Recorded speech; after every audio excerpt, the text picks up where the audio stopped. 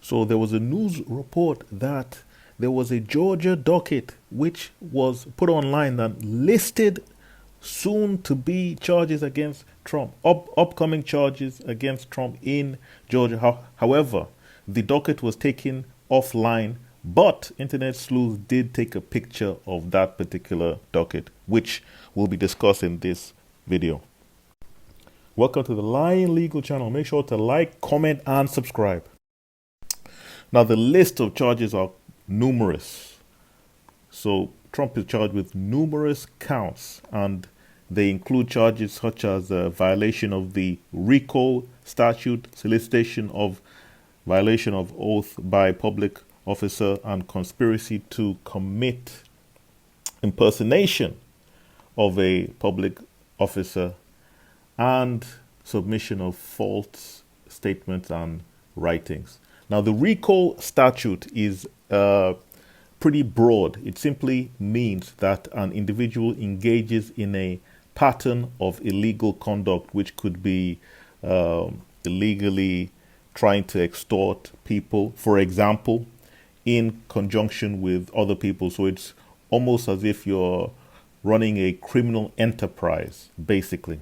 And the Georgia statute, section 16-14-4 of the Georgia Code, under which Trump is charged, states that it is unlawful for a person to engage in a pattern of racketeering activity or gain proceeds from that to acquire, maintain, interest, or control in any enterprise, real property, or personal property of any nature, including money.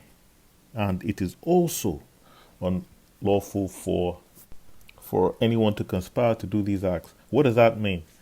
Basically, it means that they cannot engage in an organized criminal activity.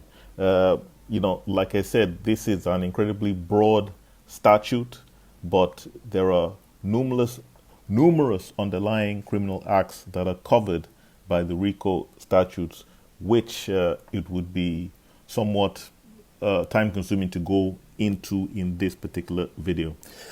Another example of the charge against him is solicitation of violation of oath by a public officer, which means that you're asking a public officer, somebody employed by the federal, or I guess in this case by the state, to go against their oath of office. Now, just taking a guess, the allegation would probably be that he's asked a state employee to try and find votes that did not exist. That is what I'm anticipating that charge could be. And then there's the other charge of conspiracy to commit impersonation of a public officer, which may tie into the indictment, the federal indictment that came down a few days ago, in which there was an allegation of a scheme to have fake electors. So that may tie into that. But, given that the docket has been taken down and the information on the indictment is not public, it's difficult to know. It's simply a guessing game at this point. But I'm sure that all of this information will become public knowledge in a few hours or a matter of days. Make sure to like, comment, and subscribe.